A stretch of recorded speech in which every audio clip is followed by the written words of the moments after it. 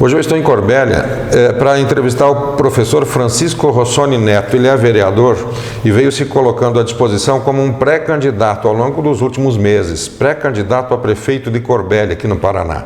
E é por isso que a gente vem aqui ouvir ele para saber qual é a proposta, qual é a necessidade do município, enfim. E eu, antes de tudo, primeiro de tudo, gostaria que o senhor se mostrasse quem é o Chico Rossoni, conhecido carinhosamente por Professor Chico. Olá, Zafre, obrigado aí pela oportunidade de nós estarmos aí nos apresentando. O Francisco Rossoni Neto, conhecido como Professor Chico, é um cidadão aí de 48 anos já, marido da Eliane, pai da Sabrina, de 24 anos, da Júlia, de 12 anos.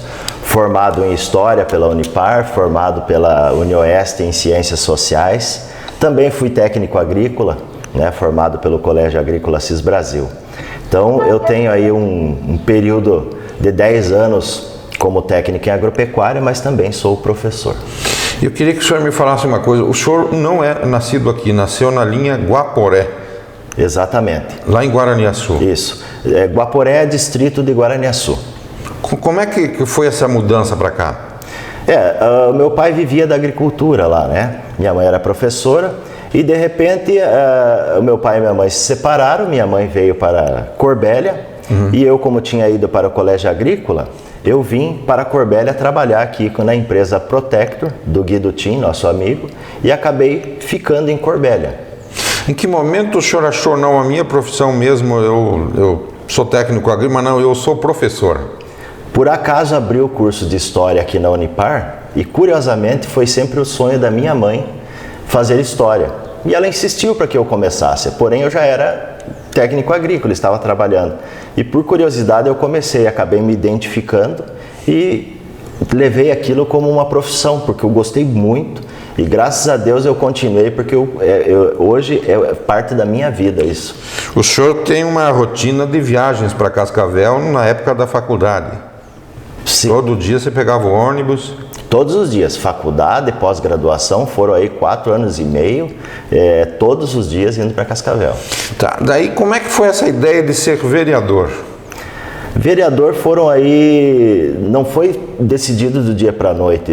Vereador eu tive aí um tempo na direção do colégio, né, desde 2003. Do Colégio Estadual Amâncio Moura. Parece que agora é o cívico-militar, né? Isso, hoje mudou para cívico-militar. Até foi uma acertada muito grande que provavelmente nós teremos aí a colheita de bons frutos dessa mudança. Mas de 2012 a 2015 eu fui diretor do Colégio Amâncio Moura.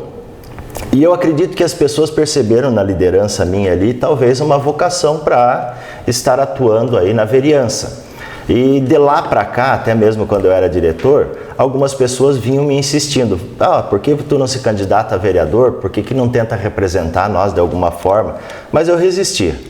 Eu achava que não era a hora, eu achava que nem me via como ocupando esse cargo. Mas agora na última eleição, de última hora, algumas pessoas me convidaram: vamos lá, vamos fazer parte aí do partido, vamos se candidatar. Aí eu conversei com a minha família também me insistiu muito, que eles sempre me cobravam, para que eles também acreditavam que eu tinha essa vocação. Aí eu acabei me candidatando e pensei, essa é a hora. Como é que foi a tua atuação na Câmara? Eu pesando hoje e vendo como que eu pensava que seria, eu acredito que foi muito positivo. Eu queria te fazer um exercício de futurologia, talvez. Enfim, o Chico Rossoni prefeito, como é que vai se relacionar ou como é que se relacionaria com o Chico Rossoni vereador? Eu, como prefeito, eu atenderia muito bem, eu abriria as portas do gabinete, eu teria um canal de comunicação com o Chico vereador muito mais imediato.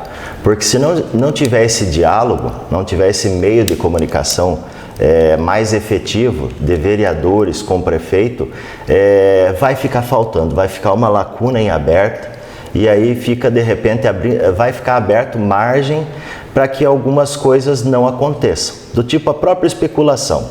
Por exemplo, quando o prefeito tem algum tipo de projeto, alguma coisa a ser feito, se os vereadores não souberem para estarem apresentando à população, Vai ficar assim algo a ser, pelo menos eu digo assim, vai ficar uma crítica sendo feita talvez pelos vereadores, até mesmo por eles não saberem o que está acontecendo. Infelizmente é um pouco daquilo que nós criticamos da gestão atual. O senhor se elegeu na base do governo, nós tivemos candidatura única. Exatamente. Mas no meio do caminho se afastou. Acabou acontecendo isso porque nós pensávamos do governo atual que seria um tratamento igualitário entre os vereadores, que é a promessa que nós tínhamos no começo, desde o início da campanha. E quando nós percebemos que alguns vereadores eram acolhidos de uma forma e outros não, imediatamente nós nos posicionamos e abrimos aí um canal como oposição. E até mesmo eu passei a entender durante a vereança que faz bem para o município a oposição. Para a política faz bem a oposição. Quando a oposição atua de forma inteligente, de forma coerente, o executivo ele vai tomar um pouco mais de cuidado em determinadas atitudes, determinadas situações. O senhor tem exemplo prático ou o senhor está com a síndrome do filho mais novo? Ou seja, o pai gosta mais sempre do outro? Eu tenho exemplo prático para te dar. Num determinado momento, nós tivemos aí um projeto que ele apresentava no mesmo projeto 3 situações. A construção de uma rodoviária, um asfalto que ia para uma determinada linha e também a reforma para o centro cultural. E de repente nós passamos a conversar com o pessoal da população, com várias pessoas da população, e nós percebemos que a população não queria essa rodoviária, em hipótese alguma. A maioria, para te falar a verdade, eu não encontrei chutando assim nem 10%, nem 5% que queria. E por quê? Porque talvez não foi feita uma audiência pública e não ficou bem explicado.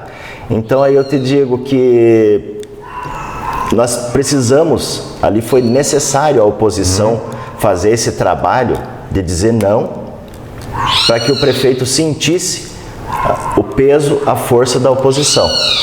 Aí eu te digo, porque quando há uma situação conivente com tudo, que ouça somente vamos lá e votem, isso faz mal também para o município. Desde então o senhor votou algum projeto a favor? Sim.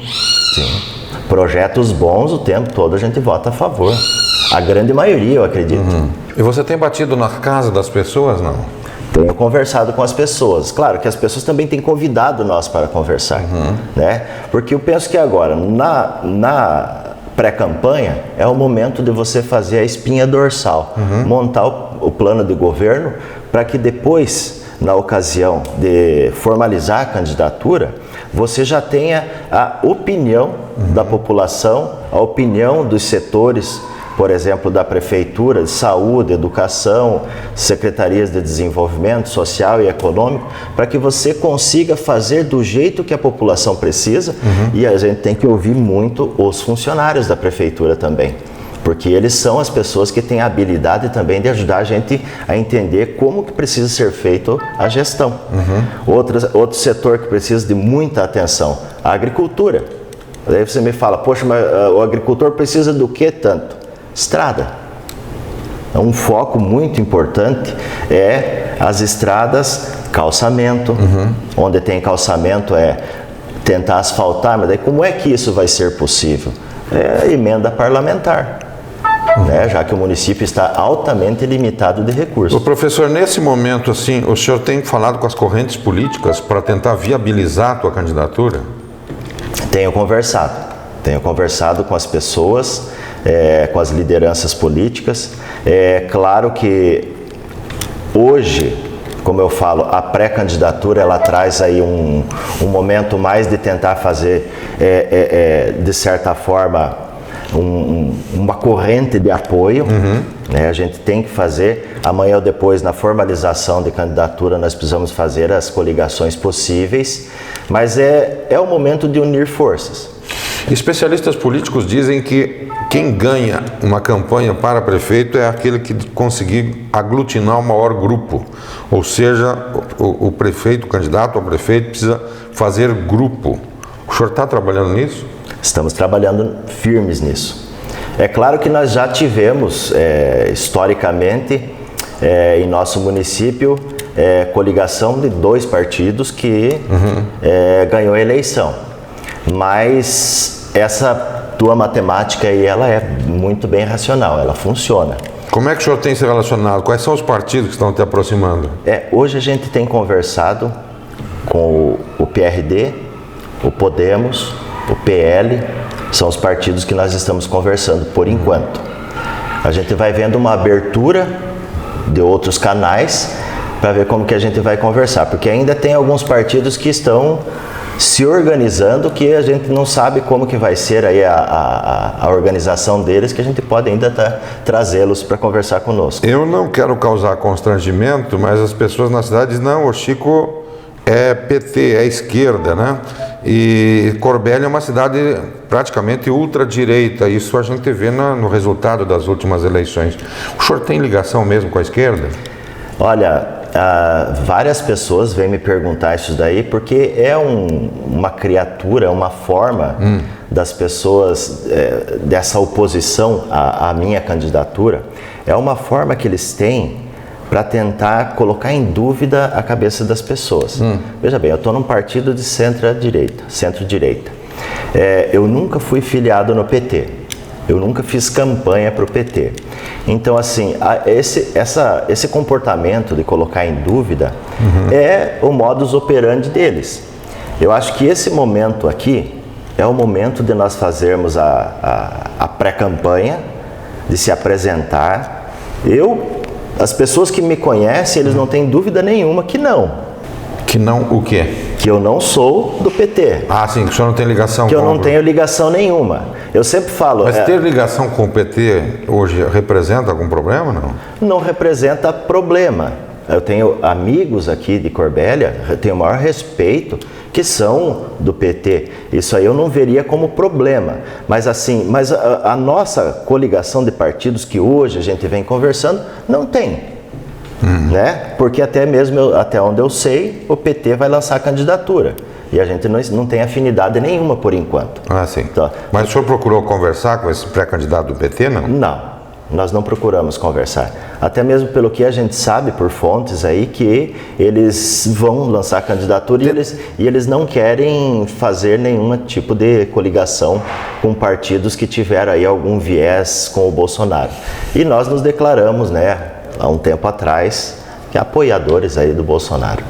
Tá, como é que o senhor vai, em caso de vitória e tudo mais, a convenção passou, fui eleito, como é que o senhor vai tratar essa situação no governo federal? Porque o município depende de verbas federais. Sim.